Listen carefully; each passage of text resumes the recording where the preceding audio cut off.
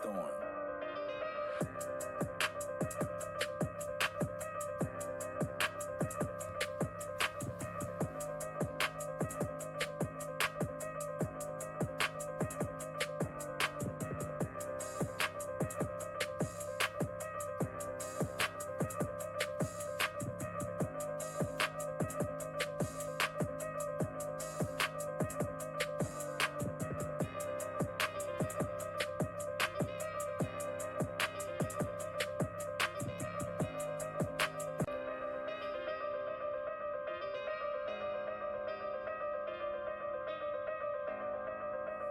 Storm.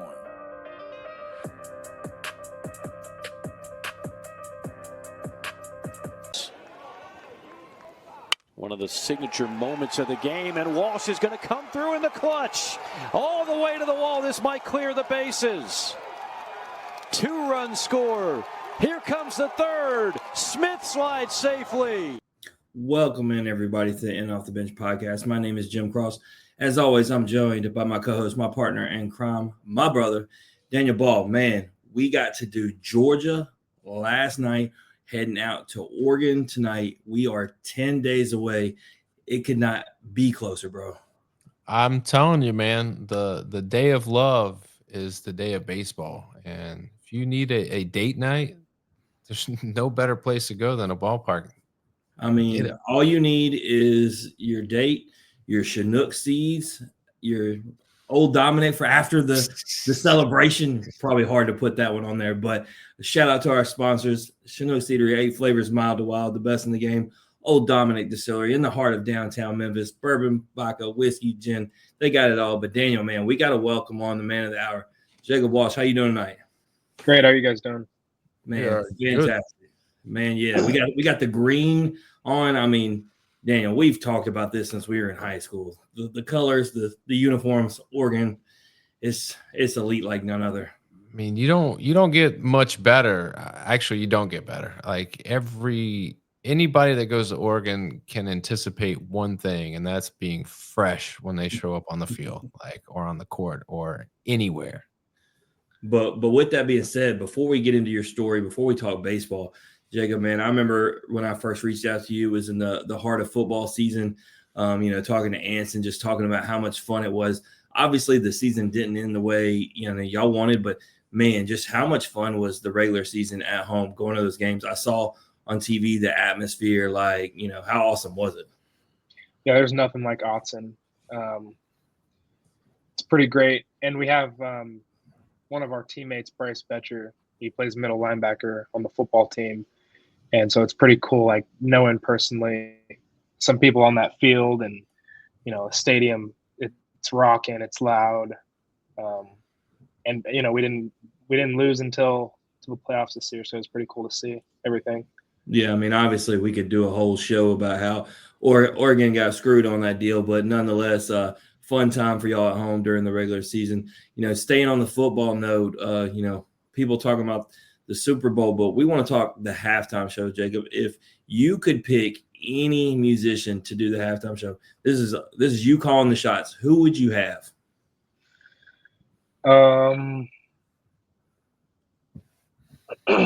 Let's see here.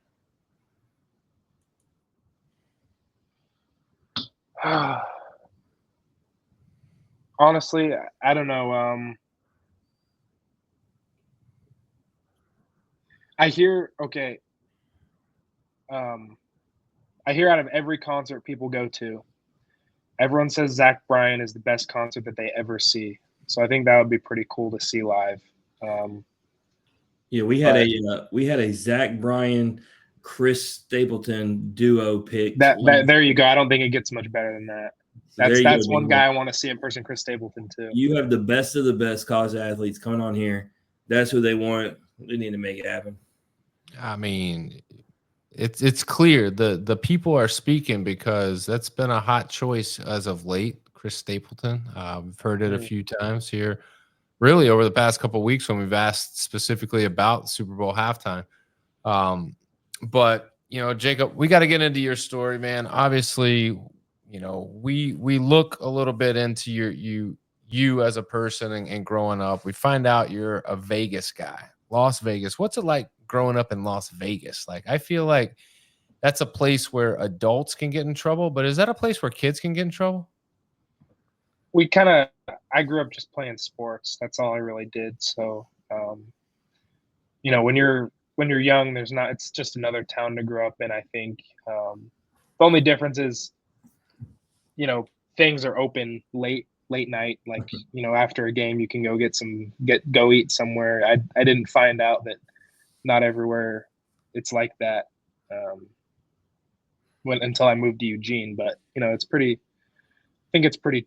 I didn't really see any of the strip or any of that until I really got older. We didn't spend any time down there.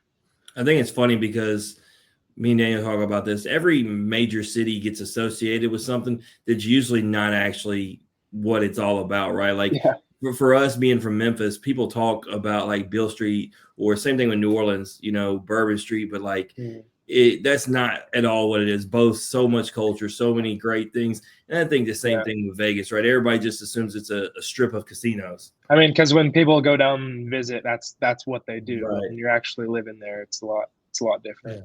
It's like living here, Jim. Like, people come here to go to the beach and do that kind of stuff. Like, I rarely go to the beach. I'm not here for the beach, just here so it doesn't get 20 degrees. Right, exactly. The weather. What is it like, growing up in Vegas? Obviously, you're very like sports generated. You as a kid, you find the sports, you're playing sports, you're keeping all that busy. But what is the top thing to do in Vegas? Like, if I was to go there, and don't say casinos or anything that requires you to be 21. Like, what is something off the beaten path that most people may not realize? Like, this is like a pretty cool thing to adventure and explore or experience. Red Rock Canyon, all that. There's a bunch of cool hikes out there. Grand Canyon's not too far away. I live kind of on the outskirts of town. So like right behind my neighborhood is just mountains and trails and desert. So we spent a lot of time out there. And yeah, that's pretty much all we did. Either we were playing our sports or going and messing around out in the middle of the desert.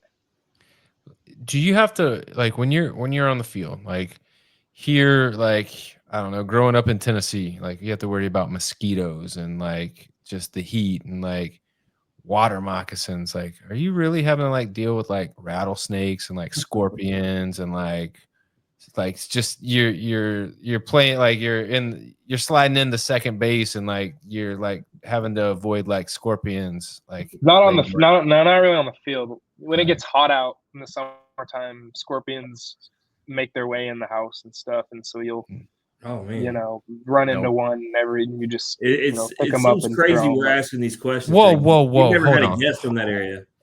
Wait a minute. Did you just say you just pick them up and throw them back outside?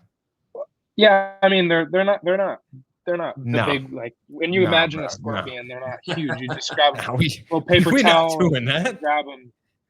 Look, hey Jacob, don't let him fool you. This man, he be sending me pictures of gators out in his front yard. Like, I don't do that either. Yeah, let one get in my house and see what happens. Like, it's not gonna like. There's no picking up of anything. No, bro, that video I seen of somebody just down the way from you putting a garbage can down and like getting the gator trapped in there was phenomenal. That was cool stuff. That's ingenuity, and like you don't have any other choice, but like you're not gonna see me do that.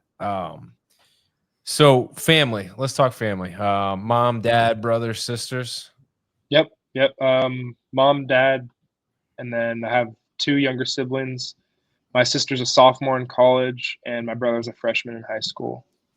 Nice. What's it like being the elder statesman? Do they look up to you, or are they just like, stop trying to tell me what to do, Jacob? Like, you're just a little bit of both. If I were ever to bring it up, it'd be like, no, I don't need to hear what you're saying. But I think it's especially for my brother. He's growing up, he's going to the same high school I was at, playing for the same coaches, and so I think it's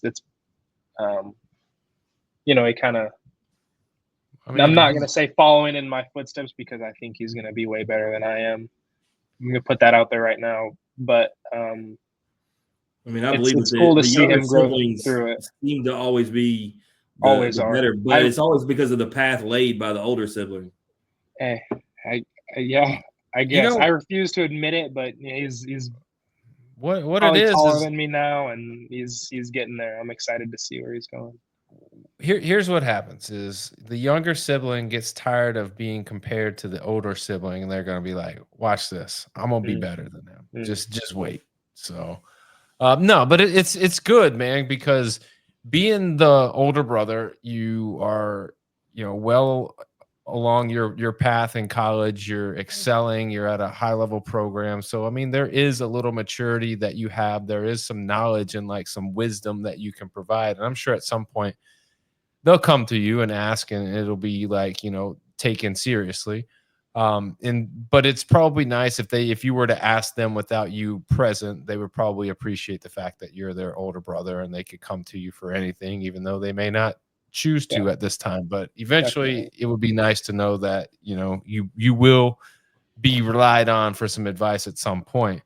um you know I find it interesting, anybody that, especially someone like you who grew up in Vegas and you've lived there, and as a kid you developed your game there, like finding an influence, like a favorite player, like where do you go? Because Las Vegas isn't a place where up until recently you're having professional sports teams. So like for you as a kid growing up, where are you pulling influence to play baseball? Is it strictly like mom and dad, or is it like another pro team or an athlete somewhere that you idolized? I think Bryce Harper, he was going right as I was a young kid. That's when he was going through it all. His high school, the year of CSN he went to, and then going through the minor leagues and all that. So that was always pretty cool to look up to and see. And Vegas we put out plenty of athletes every year. I think it's a pretty good little hub for all that stuff. And so yeah, it's once you kind of into it, there's little people to follow all over the place. Yeah. So with Black History Month coming up, obviously, we talked to Trey Phelps from Georgia last night about it, and we talked about only 6% of Major League Baseball players are African American, and you're talking about some of the best players that have ever played the game are African American. When you look at the month and then the sport and knowing like there's a small percentage, do you feel a sense of pride knowing that you're playing a sport that maybe you're paving the way for other African Americans to see people that look like them and like get in the game and do the same things that you do? Because it's really like revolutionizing the sport. When we talked to Trey yesterday, he was like, yeah, there's like a whole wave of guys coming in. Like you're going to be surprised like how that 6% is going to change pretty rapidly in probably the next 5 to 10 years. Definitely. I think I grew up doing all the Breakthrough Series stuff. I don't know if you guys are familiar. And I think they're doing a great job. There's always dudes coming out of there every single year, and they're helping develop guys and getting them ready to play at the next level with, pro Hall of Fame coaches, the whole deal. It's pretty cool. It's just about getting exposure, getting people the opportunity, and this is anybody. Baseball is a sport that can be. It's not the most popular sport when you ask people, well, how exciting is it to watch? How, like people slamming and dunking on folks, or like hitting people or scoring touchdowns and celebrate. It's not a lot of that. But it is a very like strategic based game. It's a lot of like one-on-one, like it's very mental. And so when you can expose anybody to a game that requires that much, really, in my opinion, that much, like you got to put a lot into it to get a lot out. And it takes special people to grind. Like being able to pave the way and open up people's eyes and give them a chance to play a game that maybe they wouldn't necessarily have a chance to play is huge. You I'll know, tell you this, Daniel, as you bring the topic up on just baseball and the excitement, the people who feel that way, I don't think have spent a weekend series at an elite, level college watching two teams go, because as much fun as a football game or a basketball game could be, it's just one, man. When you got a whole weekend and everything built around it and it's competitive, and especially when that Sunday is usually a rubber match, like there's just no other feeling, especially when you get to the postseason. Oh, I mean, the intensity does ratchet up depending on what teams are playing, what time of the season it is, and I mean, definitely Oregon versus Oregon State is a perfect example. Like, I mean, the people who get to go, that's one of the things that's on our bucket list, right? Like, it's hard for us where we live, but man, that series means everything.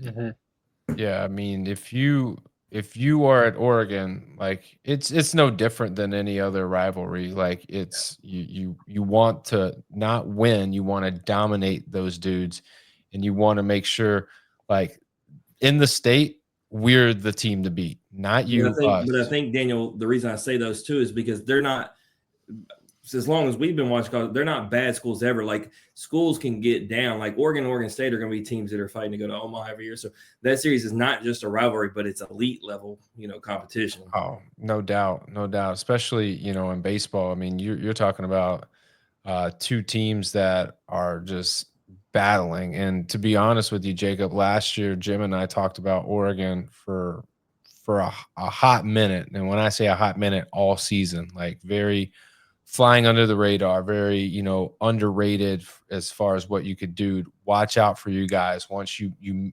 make it into postseason. Like this is like a team to watch out for. I mean, they've nothing been that way changes. the whole time he's been there. Yeah, I mean, and nothing changes this year. I mean, we're still very high on the Ducks, but for you, a guy who is the number 4 player in Nevada, both by Perfect Game and Prep Baseball Report, you're the top first baseman in the state. Like, why Oregon out of all the places? Because if you ask any player and they're the best player at their position in a state, and that's by Perfect Game, which is one of the most reputable baseball, ranking systems that there is, like your options could be endless on where you go. So why choose Oregon?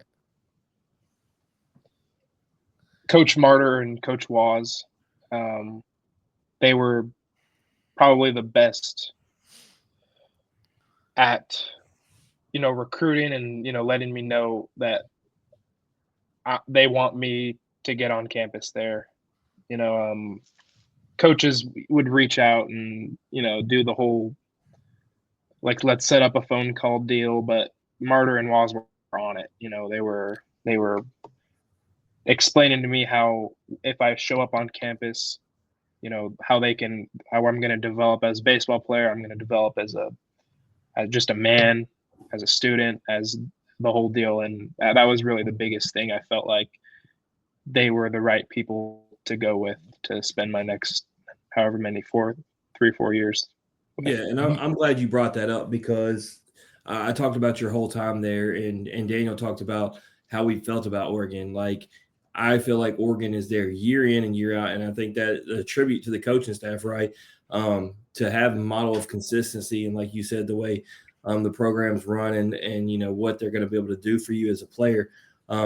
Just you kind of touched on it, but touching that much more for people who maybe don't understand just how that program is run and the coaching staff. Like, if you were trying to tell somebody who was saying why Oregon, what would be the thing you would say on top of that?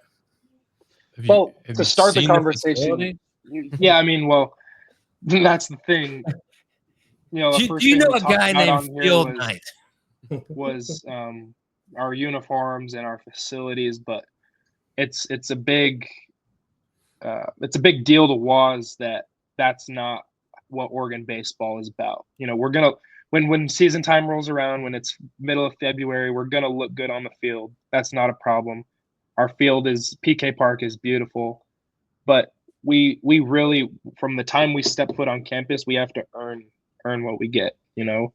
We spend the fall wearing a white T-shirt and white pants, and that's it. And you got to make the cut. You got to earn what you get, and just building that culture, I think, has helped us grow so much as a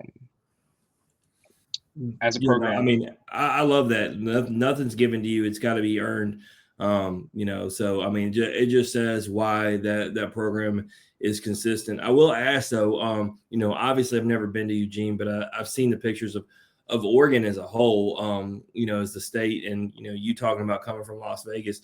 Is it kind of a culture shock, whether we're talking about the people, the weather, or just the surrounding area, or was it kind of a smooth transition for you? I'm around athletes all the time, so the people, everyone's nice here. That wasn't an issue. It's a forest. When we're in the middle of the forest here, in the middle of trees, I've never seen that before. I've come from Las Vegas. We have bushes and dirt and rocks, and that's what we have. So you got a lot of snow. That was a whole. Yeah, exactly. Rain. That's the biggest thing. I think the rain is. I had to get used to knowing that the sun might not come out for a couple weeks at a time. But that's exactly why Daniel moved to Florida to not deal with that. Exactly. But man, freshman year, you waste no time. You get All-American honors by collegiate baseball, batting .295, 6 home runs, 18 doubles, 38 RBIs, 35 runs, 6 stolen bases. But the biggest question we always like to ask guys is what you're able to learn the most, because it's such a change from the high school and the travel ball game to college. So if you could pick one thing that was the biggest thing you learned that year, what was it? The weight room. I started off the year good, and by the middle end stretch, I was hurting. I was down probably 15, 20 pounds. I just wasn't used to playing every single day. And so that's what I made sure, I got in the weight room for the next year. And that was my main focus, was to be able to maintain that strength all the way through the year. Yeah, absolutely. I was actually on with Connor Griffin earlier, the number 9 pick for the Pirates, and he was talking about that. Just he's been in the weight room 4 or 5 days a week, just preparing for the 160 games that's coming. And it's like each level, right? I mean, that's what you get, right? You go from the high school travel ball to college, and it's an even longer grind, and then you go to that next step. But the weight room is obviously where it starts. And I think the younger generation, me and Daniel talk about this, I think they're really starting to understand more of the importance. It's not as simply as going out there and swinging the bat and fielding the ball, but you got to put the time and the grind in.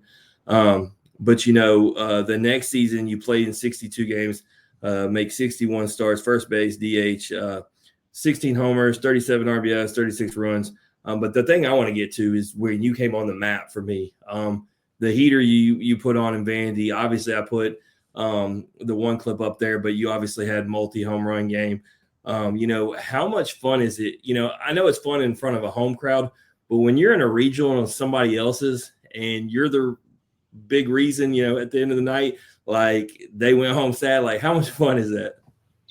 Growing up, it's big bad Vanderbilt. That's if someone's a Vanderbilt commit, like, oh, this guy's got to be good. So actually getting to go there and see what it's about, and then beating them at their place was pretty cool. Yeah, I mean, me and Daniel take a lot of pride. We picked y'all when this. I know y'all have to pay attention. Nobody was picking y'all. And I mean, we honestly, I was really surprised, obviously, to not talk about a sour note that the ORU got you, because we had you guys we're like, this team's going to Omaha when they laid it all out.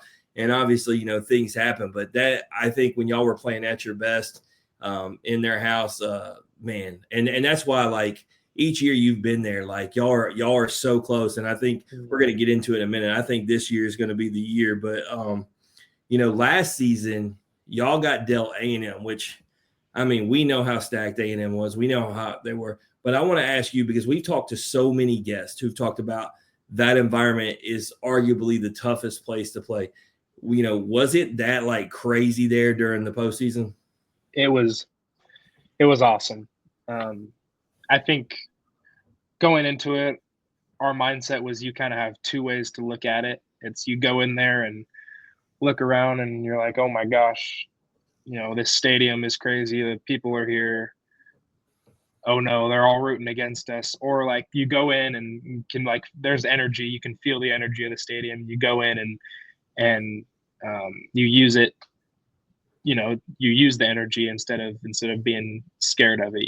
You go with it, and I think we did a good job of that. Especially the year before, right? You're coming off talking about it. You went to Vandy, and obviously Texas A&M has more, people, but nonetheless, it's an SEC environment on the road. So you've been in a hostile environment to know. Yeah, definitely. And Vanderbilt doesn't really compare to A&M, but it was still. Yeah, it's still not home across though. The country and not home. Yeah. So coming into this season, me and Daniel like to have a lot of fun. Big Ten baseball isn't elite. Okay, let's just call it is. The Pac-12, however, it's obviously no longer. Y'all go over to the Big Ten. What does that feel like? Because you have been a part of your whole career. You've been a part of a powerhouse conference, and now you're coming into a conference which is really known more for like football.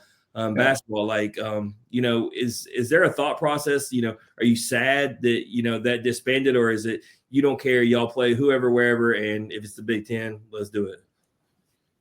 I mean, all of us we all love the Pac-12. All the schools were great. The baseball was awesome. Every Friday night, you're seeing a dude. They're always first round picks that come out of the Pac-12. And so it's kind of does suck to not be able to play baseball in that. But going into the Big Ten, I don't really have many. We're just going to go play our game. I'll be honest with you, Jacob, and I don't want you to say anything that sounds bad. So I'll take over there on the sense. Daniel, I was looking at their schedule. Man, there is absolutely no reason why they shouldn't be a national host, because there's nobody. This had nothing to do with even Oregon. We've talked about this for years. None of those teams move the needle for me, and Oregon does. And I already had picked Oregon as an Omaha team this year. Anyway, I look at that schedule earlier when I'm prepping for this show, and I'm like, man, the road should line up. Y'all have so much talent. But I want to ask you, I talked to Anson, and I really value his professionalism, his honesty. And he said, we've been knocking on the door, but he said, I really feel like this team is the team. Do you feel that same energy with this team? I think, yeah, I do. I think we're going to have pretty much the same lineup. We lost Bryce, he was a huge part of our team last year, but we're going to be able to fill that role with good solid bat and glove. And then we brought in a bunch of new arms.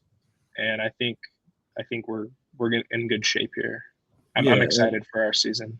Yeah. So, I mean, with the fall, like, when you have those new guys coming in, the key is always like, going back to when we talked to Tennessee last year, we had Billy Amick on, and he talked about how all the new guys just seamlessly transitioned with the veterans. Has it felt like that's been the case with those guys? Yeah. I mean, they came to Oregon because they want to win. They came to Oregon because they're really good. And they want to play winning baseball and be a team that makes it into the postseason. And so I think when you have guys that understand that and that's their goal, and we can show them what that looks like, they're going to take it with open arms. Yeah, no doubt. Well, last question I got for you. I'll let Daniel play the game. We like guys that maybe some don't know about, right? And so not guys that are going to be on your first, second, third team list. Give me a hitter that people don't know about that we're all going to know about when the season comes to an end. Jack Brooks. Write it down, Daniel. You heard him. Jack Brooks. Write that down. All right. I'm going to give you your flowers. Freshman year didn't play a ton last year, and I'm excited for him. What's it looking like with Anson? I know he's got, the opportunity to always DH. Is he going to be behind the dish more this year? Yeah, he'll be catching. He'll be playing outfield. He's kind of the ultimate utility, so wherever we need him, but he'll for sure be catching some innings, for sure be playing the outfield. If we need him to DH for whatever reason, he can do that. He can come in the infield. So, yeah. Absolutely. Well, I look forward to it, man. Like I said, I picked y'all as one of my 8. You talked about it, the guys coming back. I look at the schedule. Like, I think this is a good year. Y'all are well overdue. Y'all have had the talent. You've talked about the coaching, and we go to Omaha every year. So, Daniel, man, I'm going to have this green in my bag ready. Awesome. Got to, man. Got to. Jacob, man, it's that time in the episode where we get to play a little game, have a little fun before you bounce out of here. You ready to play this or that? All right, let's do it. All right, it's very simple. I'm going to give you 2 options. All you got to do is pick one. Can't say both, can't say neither. Just go with your head, go with your heart, go with your gut. Just be decisive. Pick one. Okay. It's very easy. All right, Jim, this or that. Who's it brought to you by? Chinook Seedery, man. I keep this barbecue bag, Daniel, because I feel like there's no other brand or no other flavor that I need to rep. Like, obviously, there's 8 flavors, Mild to Wild. Everybody has their, but like, if people have not tried barbecue yet, I'm trying to implore them, try it. And if you have, and you haven't tried it mixed with cinnamon toast, do it. Daniel came up with it. It's called the Smoking Toast. Average rating of a 9 on a 1 to 10 scale. Daniel can't get wrong with it. And if you want to help support, Oregon baseball, our man Anson is a Chinook ambassador. So check him out. Go follow him on Instagram because he's got great content anyway. Always teaching stuff from the catching perspective, but also you can support him and Chinook Seedery. There it is. Sad story. Very sad story. I was walking to go pick up my daughter from school, and just like I do on most days, I grabbed my bag of Chinook seeds, and I have run out of Smokehouse barbecue. Today was the last handful that I was able to get. I will send you. I got 2 boxes. I got one for you, man. Nice. I'll be stocked, ready to go. I was. Let me tell you something, Jacob.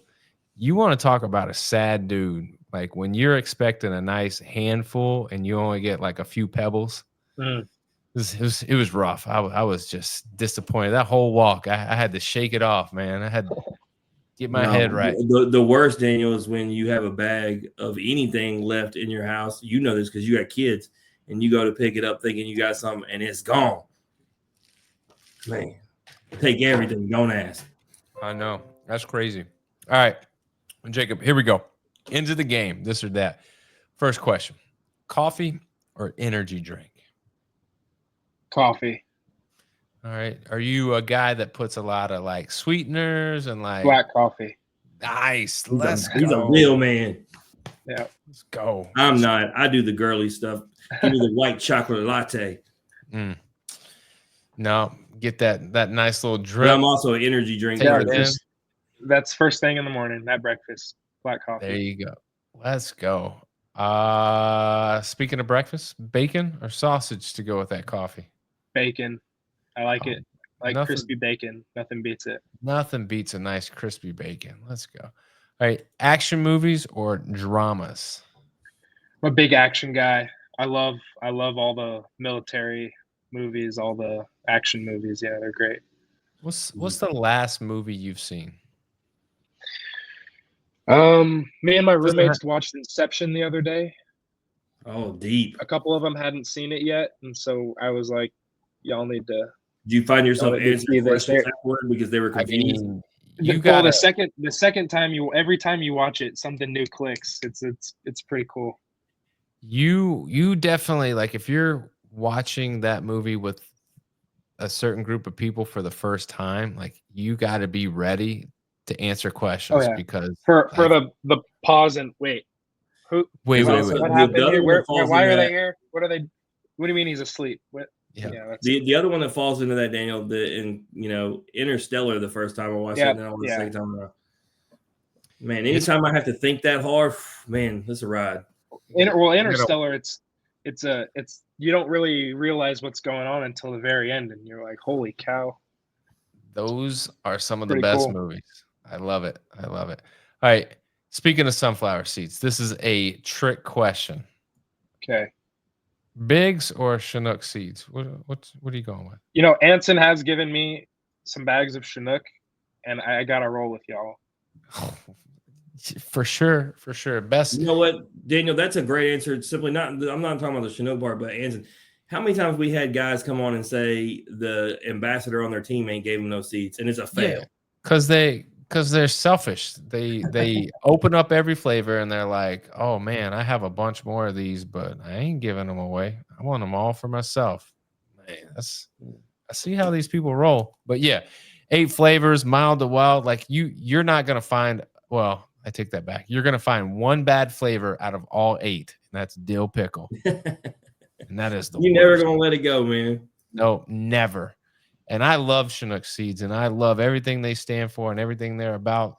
And that's like, I'm gonna give you an honest opinion. That is not a that's not a good one. That's not. So next question. When it comes to uniforms, green or black? Our black pins. Ooh. I like those. I will say I'm a long pants guy, and our black pins are high pants, high socks, and we wear low pants with the green, but I don't think it beats those. Those are they did a good job with those. It's a real, like, normally, Jacob, when we give this question, like, you just have 2 options. Like, I feel like at Oregon, like, there is, like, we could have had 7 different I actually thought this question out, Daniel, right where you're going. I actually thought this out when I was writing this. So to me, Oregon, North Carolina, Tennessee, like, those are the 3 where they're, because we talked about this, right? Like, I'm an LSU fan, but we have just the 3, right? With those 3 that I just named, there's 4 or 5. Man, you might even get into 6, and none of them are bad. No, not at all. And then you have some poor teams. I'm not going to mention any names. That just don't really have any good combos. Very, very traditional, and just don't think outside the box. But hey, one day, LSU is going to get a black uniform. Maybe not in my lifetime, but they will. Hey, at least they have like gold and purple, which are like, maybe gold's a traditional, but purple's not really like a normal traditional color. So like, you have to like be creative with that. I'm just glad they don't really wear the gray that much, because the gray doesn't look like, purple and gold doesn't really look good on gray. It just don't. Yeah, it's crazy. All right. I heard, and I don't know if this is the case, I heard there was a big football game this Sunday. Chiefs or Eagles? Who you got? A three-peat would be pretty cool to see. I can't lie. I've been saying it all week. The end of the game, the Eagles are gonna have the ball with 1 second left. They're gonna be at the 1 or the 2 yard line, and it's gonna be a tush push to see who wins the Super Bowl. The Chiefs are either Chris Jones. He's either gonna put his head in there and stop that thing, or Jalen Hurts is gonna dig his foot into the ground. They're gonna win the ball game on that. I think that'd be pretty cool to see. You bring up an interesting dynamic, because Jim has been on his soapbox all season about Saquon and how Jalen Hurts takes all these touchdowns with these tush pushes away from him. Bro, owning Saquon Barkley in fantasy was on 2 teams was the hardest thing ever, because I would watch them get down to the 2 or 1 every time, and QB 80-yard runs and stop at the 1. I mean, you're getting 17 to 20 points for sure, because he's getting. He waited till the playoffs when fantasy's over to get 60-yard touchdowns on a regular. Wow.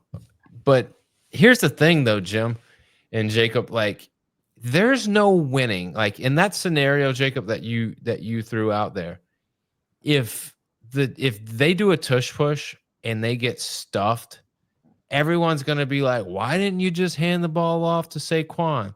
You know, they're gonna go back to like. But I don't think they will get stuffed. And let me say this on the Saquon Barkley thing, because it seems like Jacob actually knows ball. Like, here's the reason why Saquon has a lot of success. We know he's a gifted runner, but when he was with the Giants, he was having average contact before he got to a yard. He's going 2.5 yards before he gets contact. And with the gifted athlete like that, so what I'm trying to say is that offensive line is as good as it gets. So whether you're talking about tush push or handing it to Saquon, they move people. Yeah, they do. That's the debate I had all college football season with Genty in the playoffs. I was a big Genty fan all college football season, and I grew up a Boise State fan, so like it was cool to see that. And against Penn State in that game, everyone's like, "Oh, he's not as good as people were saying." Their O-line was just getting blown off the ball. He was getting touched before he even was. Yeah. No matter how good a running back you are, if the offensive line can't block nobody, you ain't going nowhere. I mean, you can't dodge 11 dudes. You might can dodge 1 or 2, but not 11. I mean, not since Bo Jackson with the Raiders did I see anybody who could make people miss in the backfield regularly. Tecmo Bowl, baby. No, so So like, but the reality is like if they're on the 1 yard line and they tush push and they don't score, they're going to be mad because why don't you give it to Saquon? But if they give it to Saquon and get stuffed, then they're going to be like, well, why didn't you just? Well, they're tush not going to push? change. If it ain't broke, you don't fix it. They're going to. Yeah, they've been rolling all No, year. but hey, we've seen it. We've seen it before. Honestly, at the 5, I mean, we've seen it on the 1 yard line where I will say the Chiefs have doing been what stopping you it. should do, like is like you forget that. Yeah. You know. So that was just over. Pete Carroll just overthought that. There's no reason you didn't give that ball to Marshawn Lynch. That goes down as one of the worst decisions ever. Hey, knowing what we know now, like you got to give it to that guy. I mean, look, I'm a Saints fan. On the way to that Super Bowl, he literally broke 9 tackles on a touchdown play where he shot-putted Tracy Porter like 10 yards backwards. Like, there's no way I'm not giving that dude the ball. You made Tracy Porter look. He went from Super Bowl hero to he was the one that had the pick 6 on Peyton Manning, and then the next year he gets thrown 15 yards backwards on a stiff arm.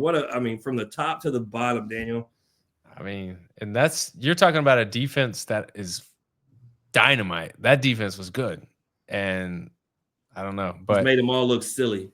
Yep. All right. 5 years in jail, 10 years in a coma. Short and arduous journey or long and easy journey? I say easy. I mean, there's not much you can do when you're in a coma. Yeah, probably 5 years in jail.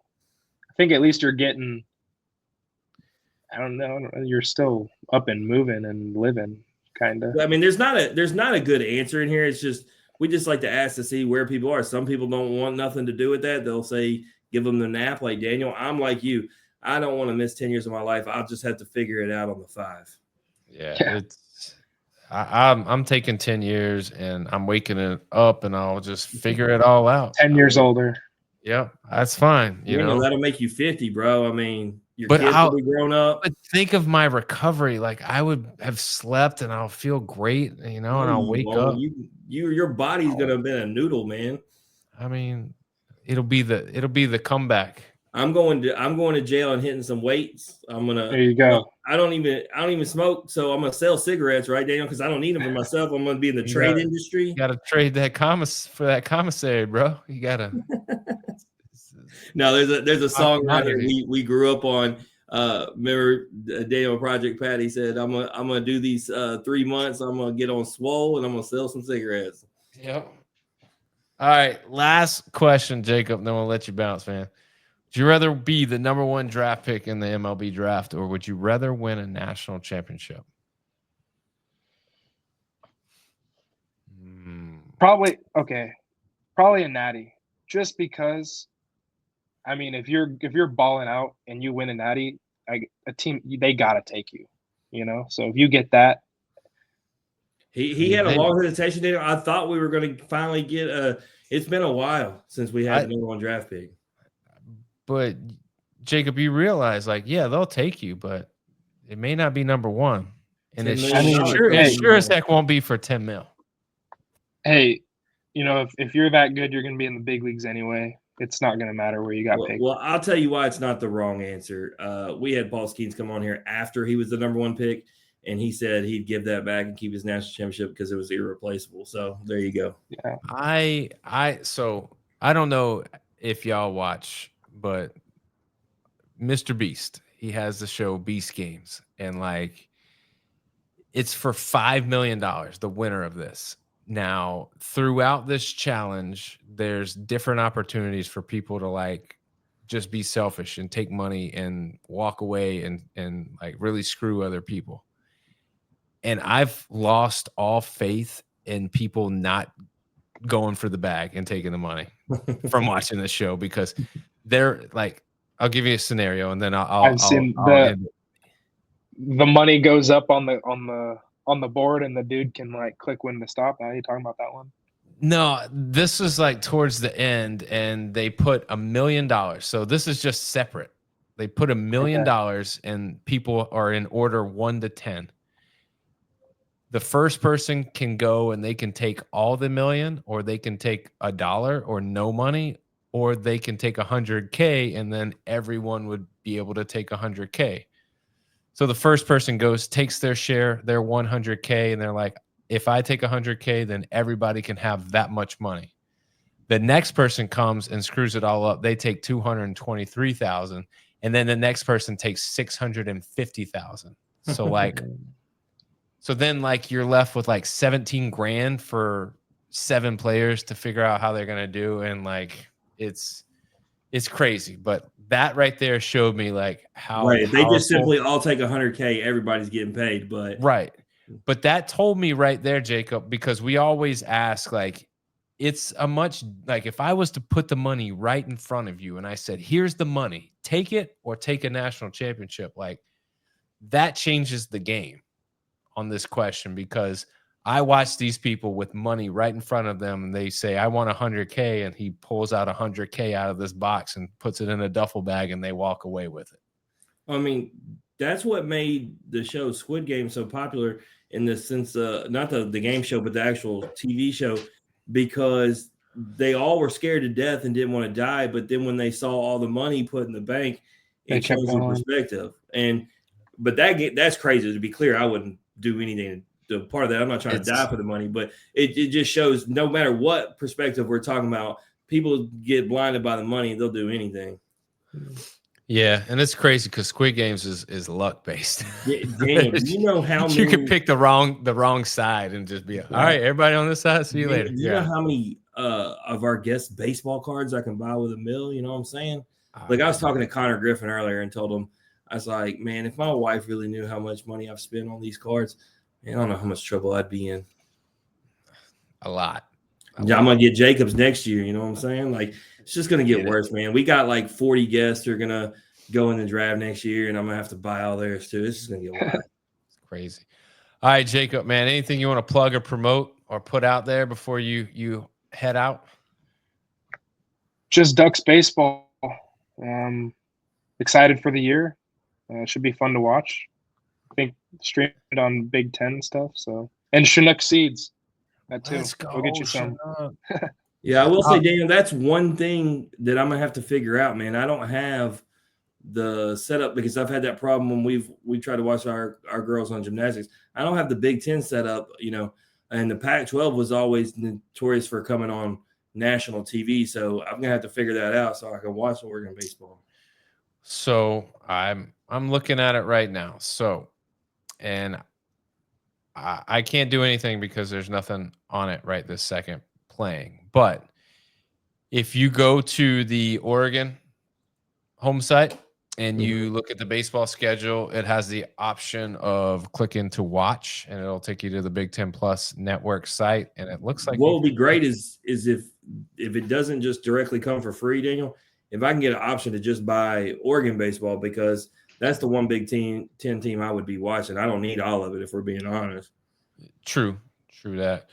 But I will tell everybody for you, Jacob. Toledo. All right. You're going to need more than a rocket to do anything on February 14th. Actually, you're going to need a rocket to take your ass back to Toledo, because when you show up in Eugene on Valentine's Day, you think it's all lovey-dovey and games, but it's going to be a nightmare. Why? It's going down. I'm curious, Daniel. Why do they have a 4-game set? Because Toledo really wants to have a bad weekend. That's why. Y'all, I actually like that, Jacob, because you know, it gives the coaching staff a lot of opportunity to get a lot of guys some reps. Not when we have 4 games. So to me, if I'm a coaching staff, that's awesome. Yeah, I think our first 3 weeks are 4-game Saturday doubleheaders. Oh, look at that! Poor Rhode Island, poor Columbia. These teams all going to take 4 losses. Yeah, I'm telling you, it's gonna be rough for. I mean, you know, at least Columbia has got some Ivy League, like they can go back and study some law. Like Rhode Island, what are they doing? Toledo, what are they doing? They're just gonna go back home and just be pouty and depressed. I'll tell you what Oregon's got to be careful of, and then I'll let you all hear, Jacob. That Grand Canyon doubleheader midweek, Grand Canyon is sneaky good always. Yeah, we went down there for one of those last year. They're solid. They're solid. They're going to be looking to give you their best shot. They need that resume builder. Yes, sir. Oh, yeah. It's going to be a good season for you guys. Jacob, we wish you nothing but the best. Stay healthy. As always, have a lot of fun. And if there's anything we can do for you along the way, reach out. All right. I appreciate it, guys. Yes, sir. That is Jacob Walsh, everybody. If you like hearing Jacob's story or you just like hearing us average Joes talk X's and O's, please like, share the podcast on Facebook. Head over to YouTube. Click like, click subscribe, click notifications. That way you're one of the first to get all the new content that we put up there. As a matter of fact, Jim has done a magnificent job separating everything. They got its own playlist. Every sport, every school. It makes it really easy for you to browse, for you to find exactly what team, what player, what sport you're looking for. Head over, check it out, show us some love with that. As always, you can pick us up on the podcast on anywhere that you stream your podcast. Jim, another good episode. Who we got tomorrow? We got to make a transition. We're going to head out to Cal to do gymnastics. We got back-to-back with Cal and then Oklahoma. But, man, then it's baseball. And I've done told you we're heading all over the country. It can't get better. Can't stop, won't stop. Right? Absolutely. With that, this is the Off the Bench podcast. Strong body, sharp minds, grit and grind all the time. We're out.